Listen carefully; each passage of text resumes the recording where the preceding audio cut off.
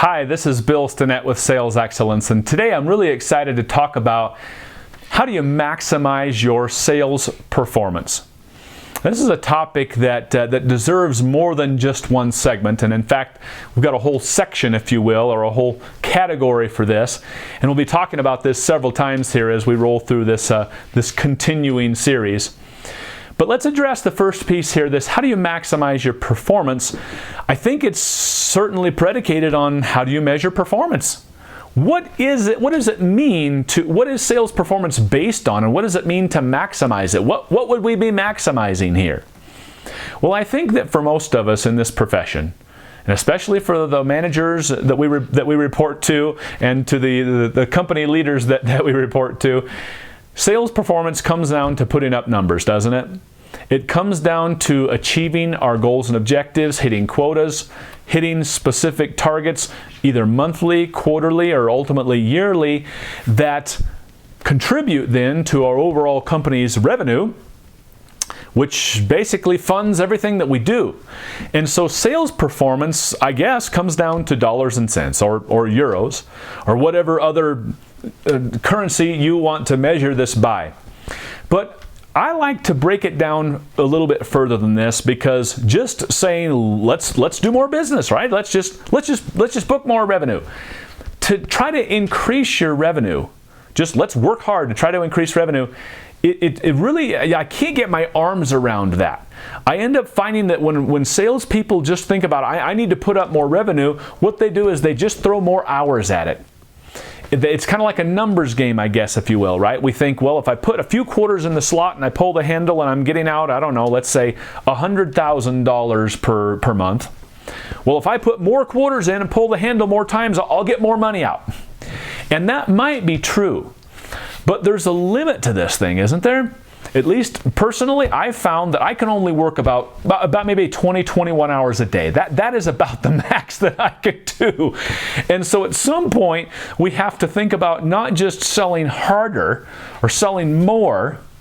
We have to learn how to sell better. And we have to learn how to think about what can I do and what can I change about the way I behave to produce greater revenue results without just throwing more time at it. And here are a couple of things that I found that really help salespeople is to think about what are the things that contribute to more revenue. Well, let me just share with you my concept for this. I find that there are really just 4 things that we can do to increase revenue. And if we think about these 4 things and give thought to this, and as I said, through this series, we're going to do several more segments. We're going to address each of these 4 individually. When we focus on these 4, we can increase revenue without necessarily just working harder. Let me share with you what these are. Number 1, it's how many sales transactions or how many deals can you do in a month, a quarter, or a year. I call this deal quantity. And in essence, we're saying, can we do more deals? Can we do more transactions? Now, again, I'm not talking about necessarily just throwing more hours at this. What I'm saying is, can we maybe work the same 21 hours a day we're working now, but close more deals in those 21 hours? Or maybe you're going to maybe you're just working half days and you're only going to work, let's say, 12 hours a day, right? That's a half a day. There's 24 hours in a day, so a half day is 12 hours. Maybe you're just working half days. How many deals can you do in 12 hours a day? If we look at how many deals we've done each month, let's say for the last 6 months, look at the number of opportunities that you've closed. Is there a trend there?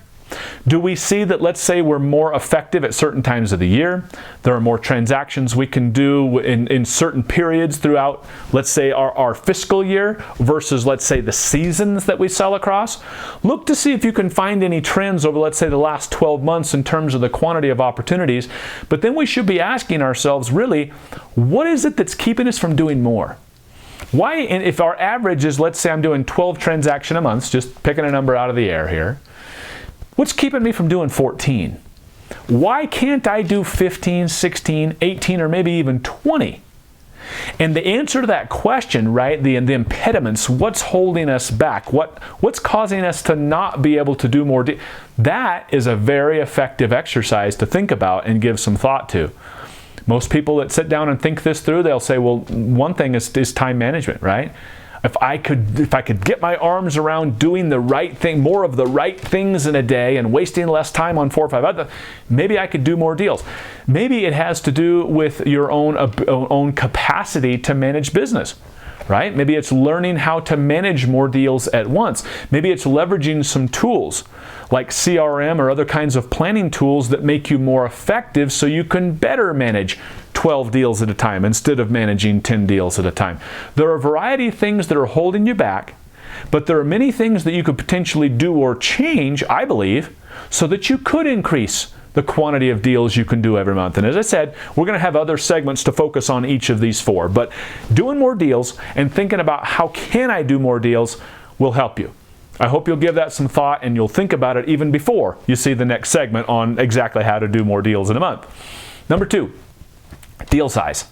This is the average size of the transaction. So we look back at the last 12 months, we take all the opportunities that we closed, and we say how many euros or how many pounds on average were each of these transactions worth, and average it out. And figure out, okay, well, my average transaction over the last 12 months was, let's say, 21,000 pounds.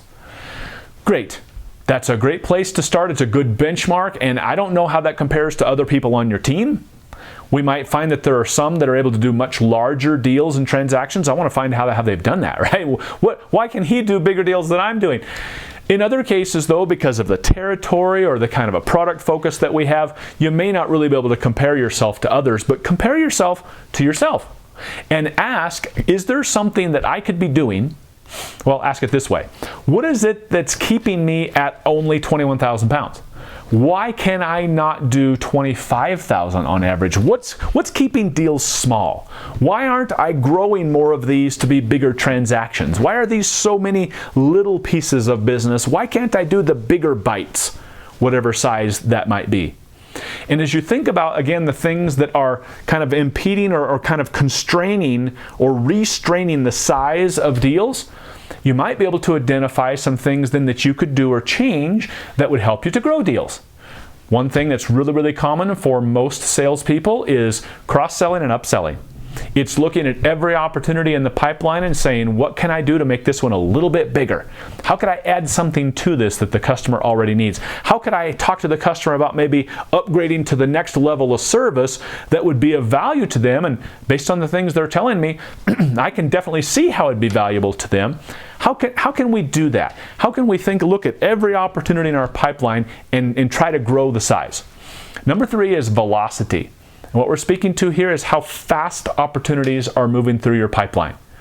You can measure this very simply by saying, what's the average number of days from identified an opportunity, right? When I initially, let's say, forecasted or identified an opportunity as in the pipeline, the number of days that elapsed till we closed it. That average length of sales cycle can be a great gauge of velocity. And while there are a few exceptions, of course, and some that move really fast or some that move really slow that might skew the numbers, in general, it's very useful to look at what's the average length of my sales cycle, because then we can ask ourselves those 2 important questions. What is it that's keeping deals moving slowly? What slows deals down? What causes them to stall or get stuck? And we had another segment on this earlier. What is it that's keeping things in my pipeline and it's causing them to get stalled and to slip from May to June to July to August? What is it that's extending these sales cycles or making the customer's buying process somehow longer than it needs to be? If we can look at the things that are causing that, then we might be able to ask ourselves the question, what can we do about it? And just one example here is that deals tend to get extended and slip when we don't understand our customer's buying process well enough. When we don't understand enough of the people, or we don't understand enough of the steps of the buying process, that's when things tend to slip from month to month to month. That's when we don't really know how fast things are closing, and it extends the length of our sales cycle. So there's one suggestion right there. The better we know our customer's buying process, the more quickly we can help to manage or facilitate those processes and move things through our pipeline more quickly. That's just one example I just threw out there. The last area is what I call predictability. And this is basically saying, how sure am I that something's really going to close? You can measure this by looking at win rate. You can just simply look at all the opportunities I was working on this past month or this past year. How many actually came to closure? How many did we win? And so we might come up with a number to say that my win rate was 22%, 39%, 58%. Everybody will have a different win rate. And again, you may not be able to compare it to other peers in your office for a variety of reasons, but we can compare to ourselves and we can ask ourselves, what can I do? What can I change that would maybe improve that? We start, of course, by thinking about what is it that makes deals kind of unpredictable? Why don't we know when they're going to come to closure? And again, here it might point to maybe not understanding the process well enough. Maybe I haven't met enough people in the account.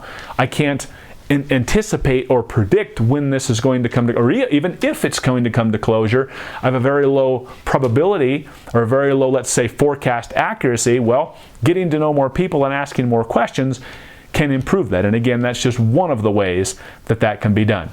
But these 4 areas then, quantity, size, velocity, and predictability, these 4 different areas are 4 things that we can start to focus on and think about, all of which will contribute to then greater revenue. And you know, even if we just saw like just a little bit of a movement, a 4% increase in quantity, right? 4% more deals this year than last year. If we saw 3% average deal size increase, if we saw another 2% faster movement through the pipeline, and we won, let's say, I don't know, 5% more, well, if you add those together, I think I said 4, 3, 2, and 5, what's that? That's 7, 9, 14. There's 14% increased revenue simply by focusing on changing or improving these 4 areas, just a little bit each. And so again, we'll talk about we'll have several segments here to talk about each of these, but I wanted to get started by simply saying, look at the number of deals, the size of the deals, the velocity and the predictability of deals in your pipeline, and ask yourself, what can I do to improve these numbers? And this will lead to maximizing your sales performance. Thanks for tuning in. Bye-bye.